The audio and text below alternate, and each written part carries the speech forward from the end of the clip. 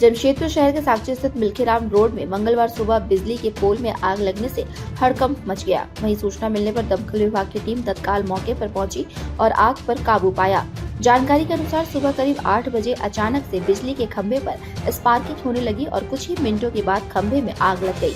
लोगों ने जब आग लगी देखी तो तुरंत इसके बारे में बिजली विभाग को सूचित किया और बिजली विभाग ने सबसे पहले बिजली कनेक्शन काट दिया। आग लगने से बहुत ज्यादा धुआं उठ रहा था और लपटें भी बहुत ज्यादा थी। दमकल विभाग के कुछ ही मिनटों में आग बुझाने से बड़ा हादसा टल गया।